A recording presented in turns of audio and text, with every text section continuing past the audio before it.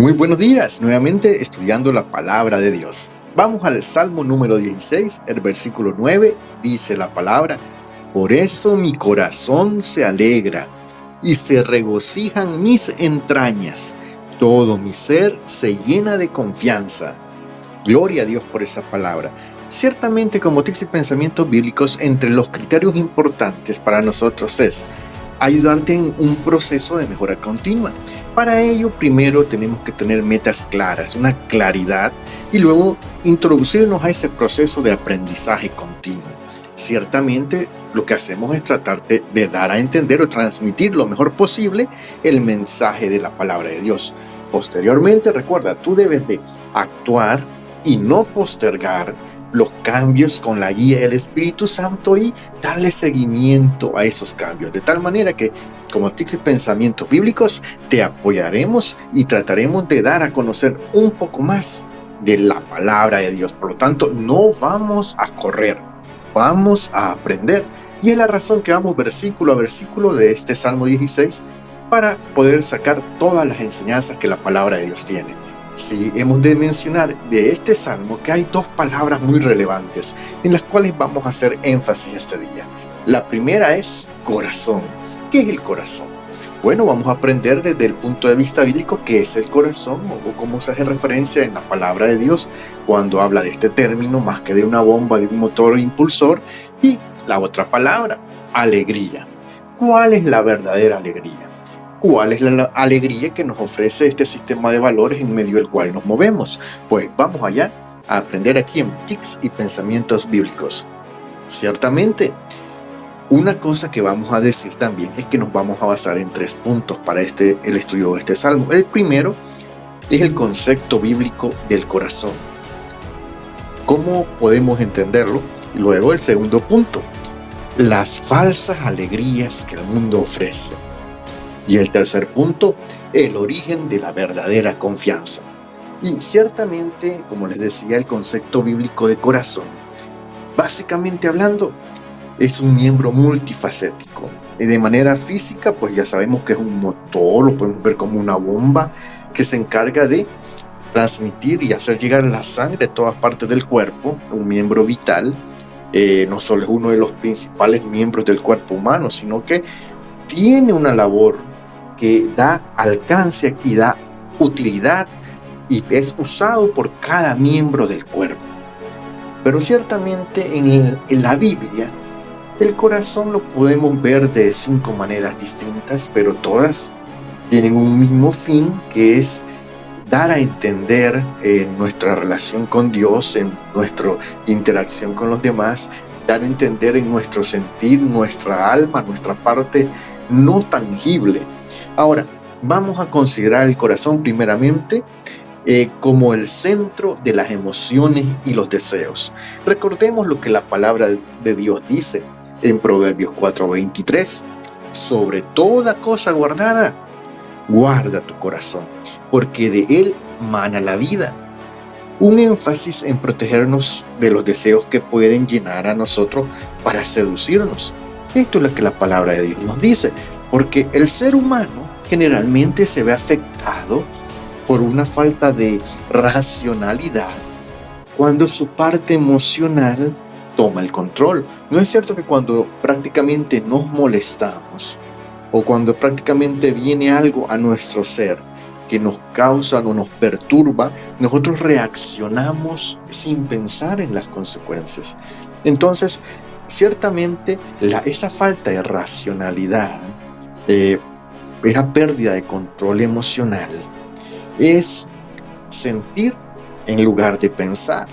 Y por eso la palabra nos da el consejo en este proverbio, y podemos entender el corazón como el centro de emociones y deseos. Es decir, este centro de emociones y deseos nos hace ver que prácticamente es una parte intangible, pero es donde está nuestra esencia. También lo podemos ver como la sede de la voluntad y las decisiones. Recordemos lo que la palabra de Dios dice en Deuteronomio 6:5. Amarás al Señor tu Dios con todo tu corazón y con toda tu alma y con todas tus fuerzas. Un énfasis en el privilegio que se le da al corazón. Como dice, con todo tu corazón, es lo primero que se menciona. Y es muy significativo, porque acá debemos de decir que aparecen aspectos de la voluntad y la toma de decisiones, como hablamos la semana pasada, la decisión que el salmista había tomado. Esa decisión que aún en este versículo como continuación vemos expresada y que dice el salmista, por eso mi corazón se alegra. Y es que prácticamente las decisiones que tomamos abren oportunidades y estas decisiones están afectadas por cómo permitimos que las diversas experiencias nos moldeen. Es decir, el carácter del individuo que es moldeado por la experiencia llega en un punto a afirmar sus convicciones y esas le llevan a tomar decisiones. Es decir, es la guía de la voluntad, del énfasis, del ser interior. Por lo tanto, Dios lo expresa y lo primero que expresa en esta palabra es que hay que amar a Dios con todo el corazón. Ciertamente, por tanto, el corazón lo podemos ver, como les decía, la sede de la voluntad y las decisiones. Otro enfoque también nos dice que el corazón se puede interpretar como la residencia del intelecto y el entendimiento. Es decir, la Biblia hace uso del término el corazón cuando se refiere a la parte intelectual, a la mente. Recuerda lo que dice Proverbios 3:5, donde dice, confía en el Señor con todo tu corazón y no te apoyes en tu propia prudencia. ¿Y qué nos dice acá la palabra? Es que el ser humano ciertamente debe de proceder a reconocer su incapacidad de ser siempre prudente. Y es que en la necesidad de apoyarnos en Dios hay sabiduría. Porque hemos expresado en otras oportunidades que el intelecto y el entendimiento necesitan la ayuda divina para poder cruzar las barreras que diferencian al entendido del sabio. El entendido, hemos dicho en muchas oportunidades, no es solo aquel que acumula conocimiento, sino que es aquel que puede interpretar el conocimiento. Pero el sabio no se queda solamente como el intérprete del conocimiento, sino que aplica aquel conocimiento a su vida para tomar las mejores decisiones siempre, y eso es porque la guía divina está presente. Entonces, cuando la palabra del Señor nos dice que no nos apoyemos en nuestra propia prudencia, es porque interpreta que la mente, las decisiones, la voluntad está allí, pero también interpreta que en el corazón reside el intelecto y el entendimiento. Así también es entendido al estudiar la palabra de Dios. El corazón también, cuando se menciona, hace referencia al asiento de la moral y el carácter. ¿Cómo así? Bueno, porque la palabra en Mateo 5:8 el Señor dijo, bienaventurados los de limpio corazón, porque ellos verán a Dios. Es que existe una doble bendición, es decir, una bienaventuranza en mantener el corazón limpio. Esto debido a que son requisitos de la santidad de Dios. La moral es producto del conocimiento que nos da y señala la conciencia, que reúne los valores absolutos de la verdad y justicia dado por Dios. El desarrollo de nuestras vidas en el tiempo nos brinda experiencias. Dichas experiencias a lo largo del tiempo van generando y moldeando nuestro carácter. Este pasaje, bienaventurados los de limpio corazón, porque ellos verán a Dios, nos va a entender que como resultado de la comunión con Dios y las experiencias de la vida diaria, la moral, el carácter se asienta en nuestro ser. Pero por ello también usted puede ver que hay individuos que se vuelven pragmáticos y poco éticos porque no está Dios en la ecuación. Entonces, aunque la moral, la conciencia, la diferencia de lo que es bueno y malo esté ahí, al no estar Dios en la ecuación, el carácter que se forma en la persona a través del tiempo, sin Dios en la ecuación, va siendo un carácter más pragmático y poco ético. ¿Qué quiero decir con eso? Lo veremos más adelante, pero es aquel que busca a cualquier precio lograr su meta. Y ciertamente, por tanto, el corazón, cuando se lo ve en la palabra, podemos interpretarlo como ese asiento de la moral y el carácter. También lo podemos interpretar como el elemento fundamental en nuestra relación con Dios. En el Salmo 51, el versículo 17, dice David: los sacrificios de Dios son el espíritu quebrantado, al corazón contrito y humillado no despreciarás tú, oh Dios. Y es que Dios, simplemente tú lo puedes ver acá, que testifica a diario de su gran amor a la humanidad. Su palabra nos revela la gran diferencia existente entre el orgullo, aquella persona que abraza el orgullo, y aquella persona que abraza la humildad. La humildad no como una autoestima mal, ciertamente, sino que la humildad como reconocer su condición. Pues cuán distorsionados percibimos hoy en día la realidad, aquellos que caemos en el orgullo, porque el razonamiento del orgulloso le dice: nadie más que yo se merece lo bueno, y no puede existir un Dios, porque eso implicaría que existiera alguien a quien le debo respeto, pues es más grande que yo. Así es el orgulloso. Pero el pensamiento y el razonamiento de aquel que abraza la humildad es: Dios me conoce, todos mis pensamientos, todo está expuesto delante de Él, Él ve mis rebeliones, pero a pesar de todo eso me ama y me lo muestra en los méritos de Jesucristo, que es Dios mismo. Por tanto, lamento mi debilidad y te adoro. Aquel hombre al que el Señor le sanó, que fue expulsado del templo y que después se encontró nuevamente con Jesús, aquel hombre dice que le preguntó al Señor cuando Él le habló del Hijo del Hombre. Él le dijo: ¿lo conoces? ¿Quién es, Señor? Y Él le dijo: el mismo que está delante tuyo, yo soy. Y dice que aquel hombre que había recibido la sanidad, que había sido expulsado del templo por testificar de Jesús, aquel hombre vino, se postró y adoró, porque él reconocía sus debilidades, sus faltas, pero reconocía la misericordia de Dios, su condición.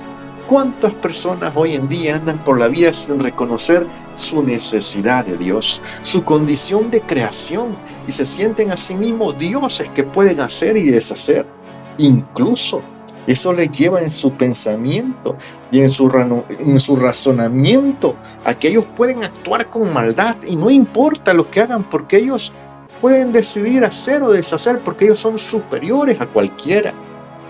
Ciertamente hay recompensa para estas personas, pero cuando el corazón del ser humano se quebranta, cuando abraza la humildad, que se humilla delante de Dios, no de los hombres, y que aquel que todo lo ve, aquel que es omnipresente y que es omnisciente y que todo lo sabe, ve aquella humillación delante de él, oye, Dios muestra su misericordia, y ciertamente sus misericordias nos justifican, sus misericordias nos dan vida, sus misericordias nos dan abundancia, sus misericordias nos dan paz. Juan 10:10 dice: el ladrón no vino más que para robar, matar y destruir. Ciertamente el corazón orgulloso se presta para imitar estas cosas, hacer maldad, pero dice la palabra: yo he venido, dijo el Señor, para que tengan vida y que la tengan en abundancia. Ciertamente Mateo 5:5 por eso dice: dichosos los humildes, porque recibirán la tierra como herencia. Y es que en este punto podemos ver que el corazón en la Biblia, si hemos de resumirlo, se interpreta como un elemento multifacético donde recibe nuestra esencia, donde recibe lo que es el ser intangible, pero intelectual, pensante, importante, que establece una relación con Dios, donde reside el asiento de la moral, la ética, el intelecto, todo eso, todos esos elementos multifacéticos que son nuestra esencia, es lo que la Biblia hace referencia de el corazón. Y es por eso que cuando la palabra dice, hoy que comprendemos un poco más este amplio concepto bíblico, lo que refiere al corazón, podemos entender lo que quiere decir la palabra cuando dice, por eso mi corazón se alegra, es decir, toda mi esencia se alegra.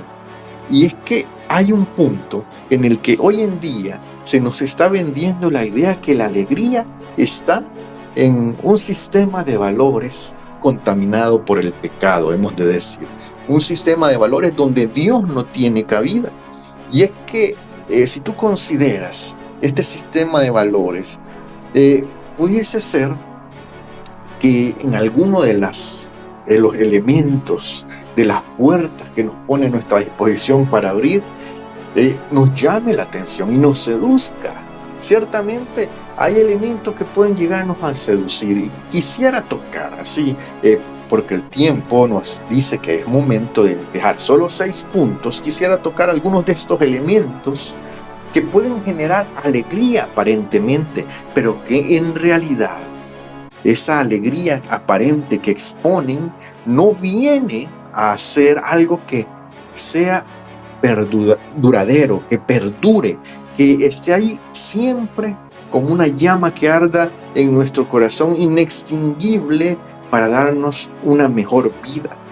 Solamente nos seduce, nos enreda y al final lo sentimos, como dijo el predicador, vanidad de vanidades. Pero consideremos los elementos, consideremos lo que es la riqueza material como el primer elemento. ¿Cuántas personas actualmente harían casi cualquier cosa por la suma de dinero correcta, siempre y cuando no les afecte directamente? ¿No es verdad que nos afanamos en conseguir dinero? Y lo triste es que muchas veces empezamos a cuidar los bienes de otros, los bienes por unas pocas monedas, invirtiendo el recurso que Dios nos dio, el tiempo, de una manera exagerada en lo que no es nuestro, y descuidamos nuestros propios bienes. ¿Como cuáles? Bueno, hablemos de la familia, hablemos de la salud, hablemos de la comunión con Dios, cosa tan importante. Lo descuidamos por el afán de la riqueza material. Ciertamente, algunos han dejado que la riqueza material, con tanto énfasis, lo han sentado en el trono del corazón, desplazaron a Dios y han dejado que su ídolo, al que honran y sirven, las riquezas materiales, dominen totalmente sus decisiones.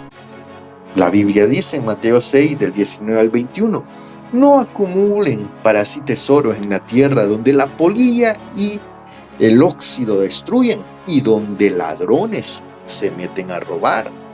Más bien acumulen para sí tesoros en el cielo, donde ni la polilla ni el óxido carcomen, ni los ladrones se meten a robar. Porque donde esté tu tesoro, estará también tu corazón. Y ciertamente, las riquezas materiales, hoy las tienes, mañana desaparecen, son temporales, son vulnerables a la destrucción, al robo. Jesús nos ha enseñado que la verdadera riqueza está en los tesoros celestiales, que son eternos. Pero muchos son seducidos por la riqueza material y cuando se dan cuenta han perdido su salud, han perdido su familia, han perdido su tiempo, el recurso más valioso, la vida se les fue siguiendo las riquezas materiales. Otro elemento que muchas veces viene y da una alegría aparente al ser humano es el éxito. El éxito es malo. No. Como hemos dicho, como tics y pensamientos bíblicos, no creemos que el éxito sea malo en sí, tampoco que el tener dinero sea malo en sí, sino que cuando la persona alcanza estas cosas y lo que hay en su corazón, el que está en el trono de su corazón, es su orgullo, es su ego, es otra cosa que no sea Dios, el que está en el trono del corazón, esa persona cae en una situación que aquellas cosas las vuelve sus ídolos, les alegran momentáneamente, pero después está enredado en la madeja del pecado que estas cosas provocan. Por lo tanto, ni el éxito, ni la riqueza material, ni ninguna de las otras cosas que hemos de mencionar son en totalidad malas, pero sí es el hecho de poner en esas cosas en el trono del corazón, en el lugar que le corresponde solamente a Dios. Y ciertamente es de hacer énfasis que hay un problema con el éxito basado en el pragmatismo. Y aquí es donde quiero hacer la pausa para explicar esto del pragmatismo. El pragmatismo es lograr una meta específica de la forma más simple posible, pero sin considerar principios éticos. ¿Por qué? Porque el pragmatismo, ciertamente se basa en el énfasis en la práctica y los resultados. ¿Cómo así?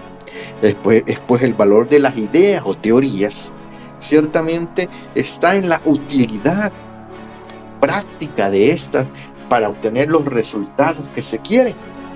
Es decir, algo es valioso o algo es así está bien si me permite alcanzar mi objetivo. Y ve la verdad como lo que es la funcionalidad, lo que es bueno si es verdad y me sirve. Entonces, ciertamente, si aunque sea para hacer algo incorrecto, me funciona, entonces está bien para mí. Es flexible, es decir, se adapta. Nuestras ideas y teorías de los valores de justicia deberían de cambiar y evolucionar según las circunstancias y experiencias. O sea, si algo me va a generar conflicto y problema, ¿por qué me voy a aferrar yo a que está mal por ejemplo, que se extorsione a una persona, o que se le robe, o que se le prive de sus recursos? ¿Por qué está mal hacerle daño al prójimo? ¿Por qué me voy a aferrar yo a ese concepto si últimamente, si me aferro y doy mi opinión, más que me va a afectar a mí, me voy a meter en problemas? Entonces, para mí está bien si yo simple y sencillamente vivo mi vida omitiendo, no denunciando, no poniéndome del lado de la justicia. Está bien, ¿por qué? Porque yo me debo de adaptar. El pragmatismo es así.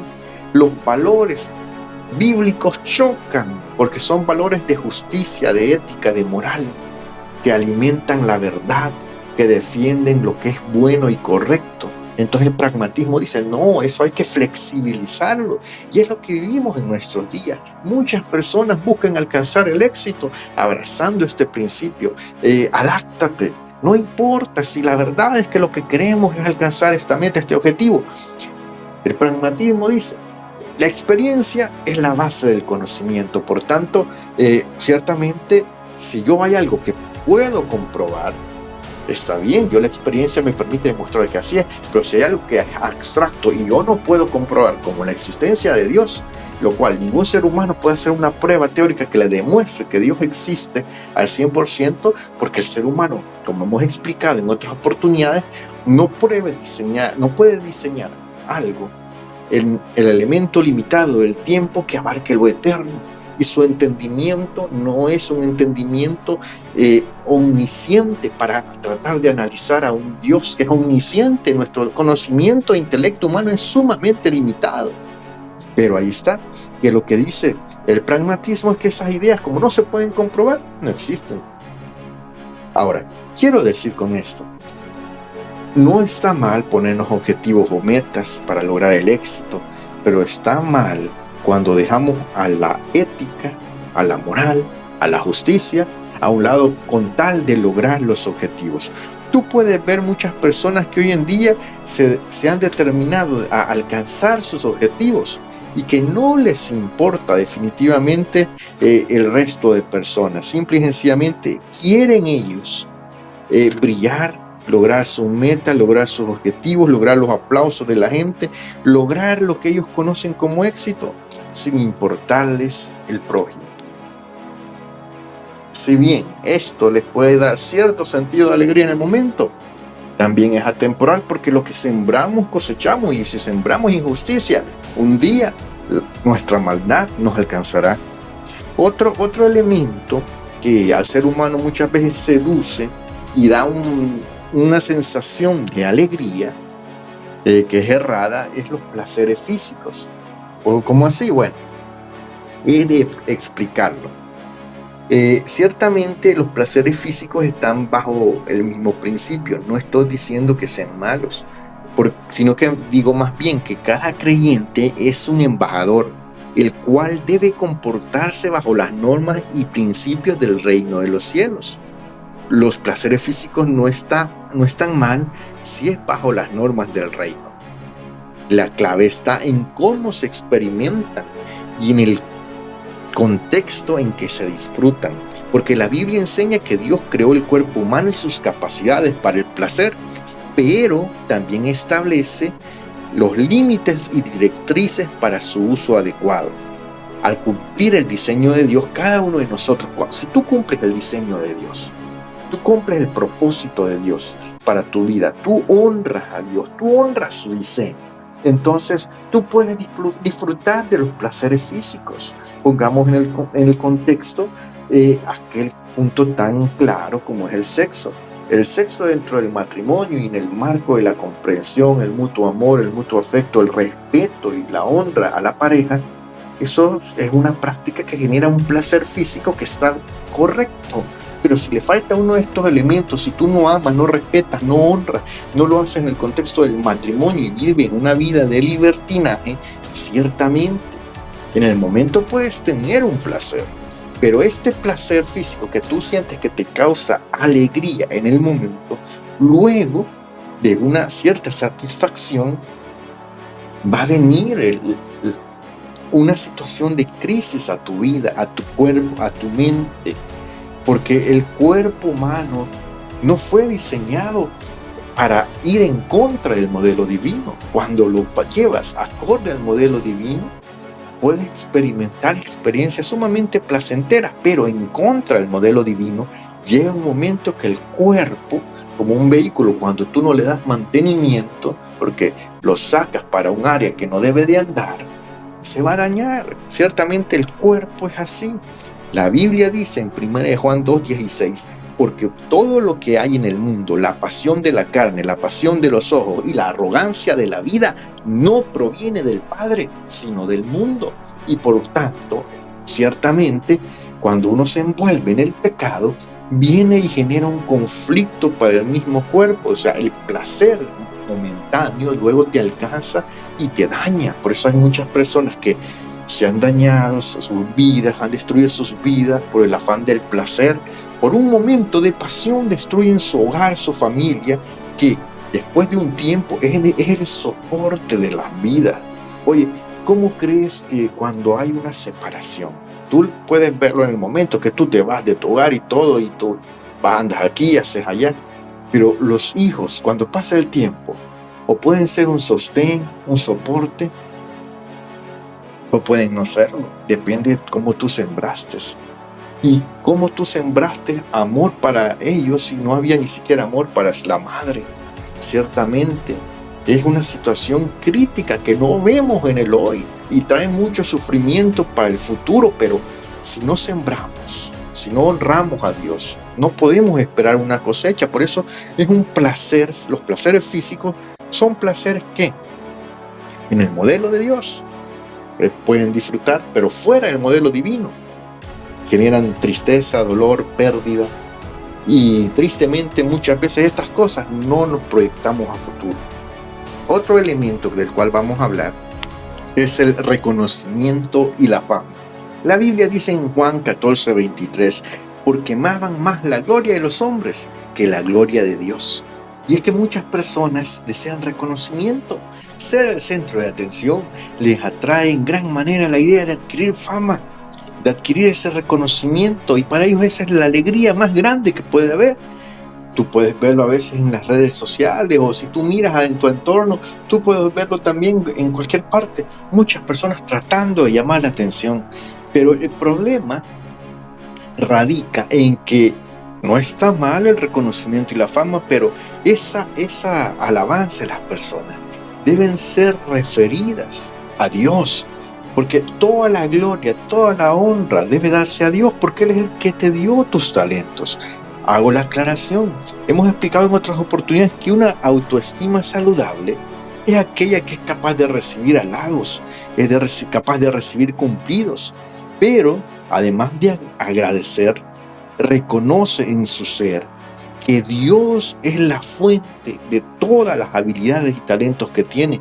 Por lo tanto, una autoestima saludable en el momento reconoce los cumplidos, reconoce los halagos, da las gracias, porque las personas se tomaron el trabajo de verlo, pero busca la oportunidad para declarar con un momento oportuno, un momento que tenga la atención de las personas, que toda aquella alabanza que quizás le están dando a Él, todo ello es por los méritos de aquel que le ha dado la vida, los talentos y las habilidades y que le da la gloria a Dios. Entonces, eso es lo que se refiere a una autoestima sana. Pero ¿qué pasa? Que el ser humano, cuando agarra la gloria, agarra la honra, la alabanza, los aplausos, muchas veces enferma su mente y su orgullo se posa ahí, y ese orgullo que se posa en el corazón es el que lleva a muchas personas que cuando no tenían la fama, cuando no tenían el reconocimiento de las multitudes, se comportaban humanamente, moralmente bien, pero cuando lo recibieron, pensaron que esa fama, ese apoyo de las multitudes les da libre albedrío, les abre la puerta para venir y hacer maldades, para venir y comportarse cual personas que no tienen temor de Dios, cual personas que hacen con su cuerpo y deshacen con su cuerpo de manera tal que se enferma su mente, se enferma su corazón. Y es que en el momento puede parecer una alegría disfrutar de ese reconocimiento y de esa fama, pero si enferma su mente para hacer maldad, esto implica un costo que ha de pagar un precio que cual tarjeta de crédito con una tasa de interés altísima, después de poco tiempo, se estará endeudado, estará cargado, estará complicado. Y es que por tanto, no debemos de olvidar jamás que tenemos un propósito divino y que la gloria, la honra y la alabanza le pertenecen a Dios. Ahora bien, cuando tú tienes la alegría por ese reconocimiento, está bien que tú vengas y la tengas y disfrutes, pero que des la gloria a Dios en tu mente y en tu corazón y ante las personas al tener la oportunidad. Ahora, ciertamente hay elementos, pero vamos a reducirlos a dos. Otro elemento más que nos genera alegría engañosa es el poder y la autoridad. Porque hay personas que llenan su corazón de alegría cuando alcanzan estos elementos. Ellos anhelan el poder, anhelan la autoridad. Y ese anhelo muchas veces es algo que se disfraza porque anhelan eso no para hacer el bien, sino para hacer el mal, para dañar al prójimo. Buscan escalar. Y bueno, alguien puso el ejemplo una vez de la política que hace promesas vacías con el fin de alcanzar un puesto político. Y ciertamente, lo triste es que cuando se hace con un corazón envanecido, en vez de servir, vienen a vivir a cual sanguijuela, sacar de aquel pueblo al que prometieron servir todo lo que pueden. Y este poder y autoridad humanos, muchas veces el ser humano cree que lo que edifica es por su propia fuerza y busca que ese poder y autoridad sean más notorios cada vez. Y se alegra cuando aparentemente ese poder y esa autoridad le permite ir y hacer y deshacer.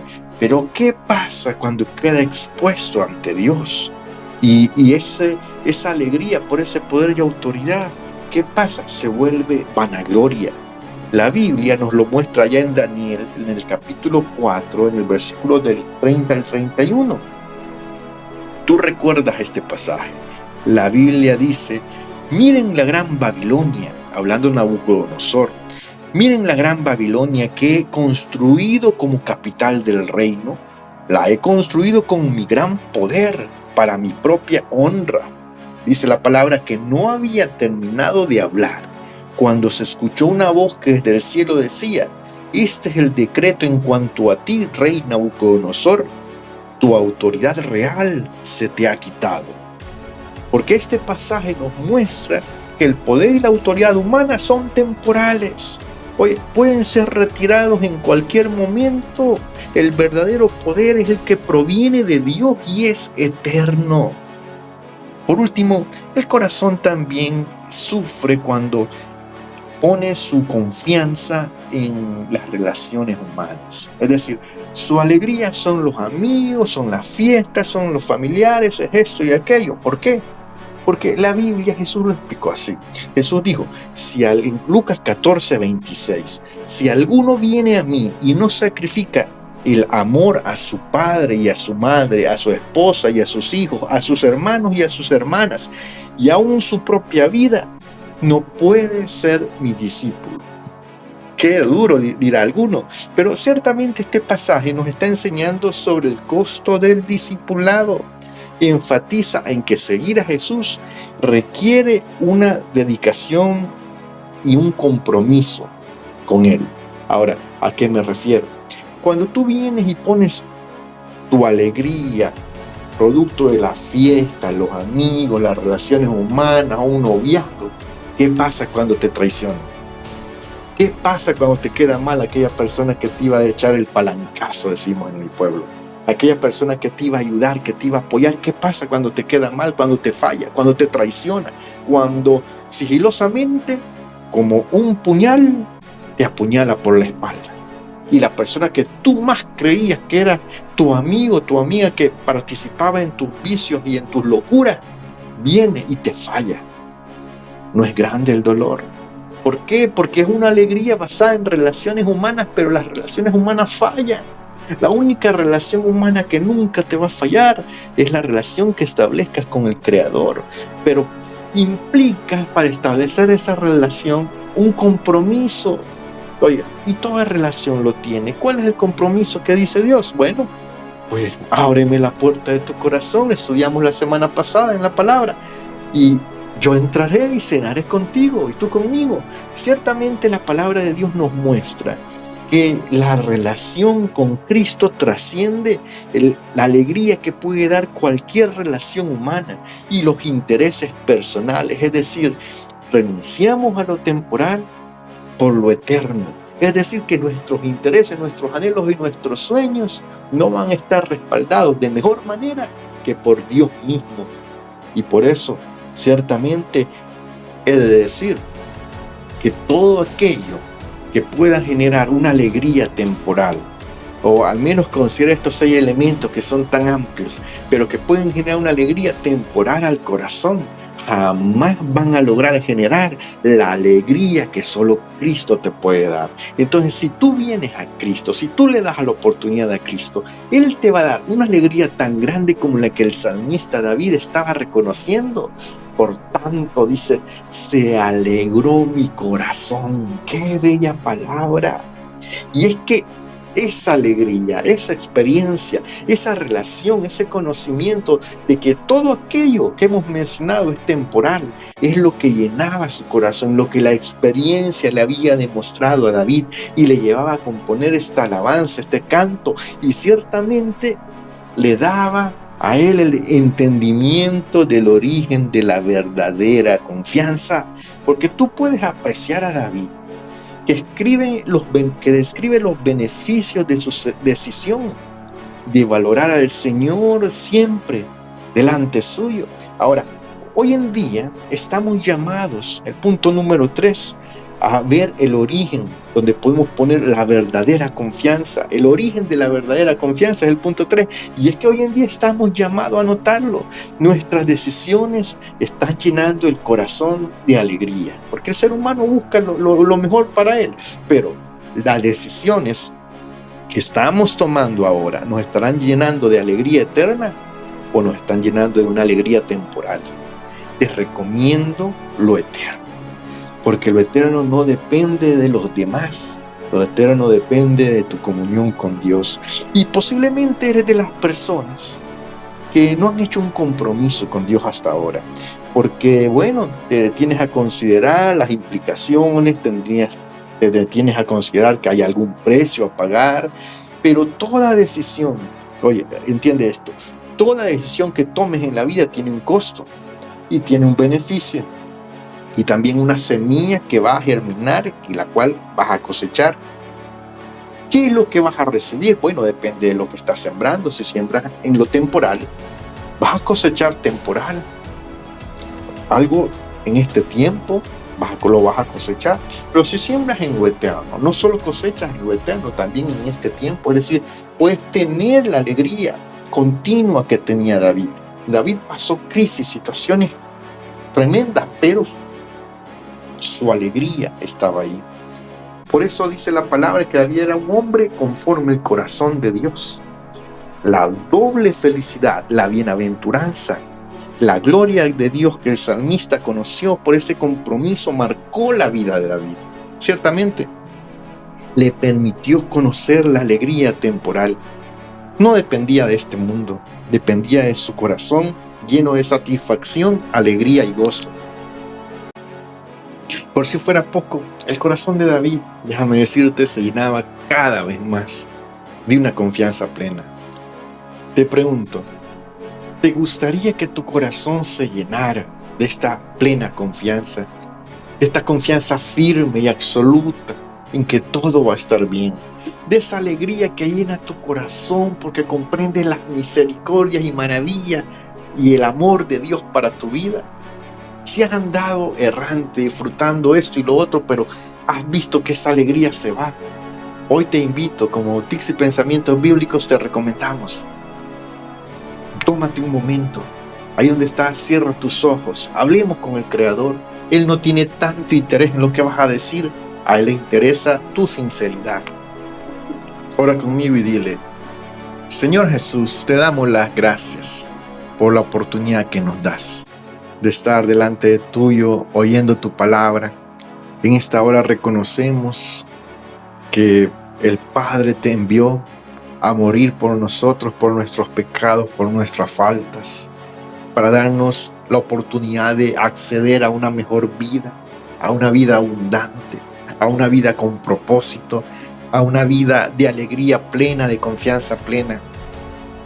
Venimos pidiendo, oh Dios, que perdones nuestros pecados y nuestras faltas, que cambies y transformes nuestro comportamiento, nuestro corazón. Ayúdame a dejar ese vicio, ese pecado, esa cosa que me llena de una alegría vana. Permíteme andar en comunión contigo. Te abro las puertas de mi corazón. Lávame con tu sangre preciosa y por tus méritos. Te ruego que me permitas nacer de nuevo por la obra de tu Espíritu Santo. He creído a tu palabra y clamo, Señor, ten misericordia de mí. En el nombre que es sobre todo nombre, en el nombre de Jesús, pido estas cosas. Muchas gracias, Señor.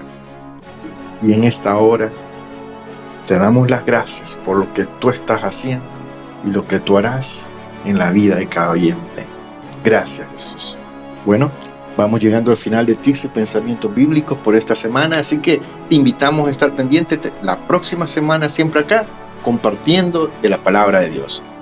Vamos poco a poco, paso a paso, para crecer y aprender. Bendiciones masivas a todos. Les invitamos a seguirse suscribiendo, a seguir compartiendo nuestros videos y cortos. Bendiciones.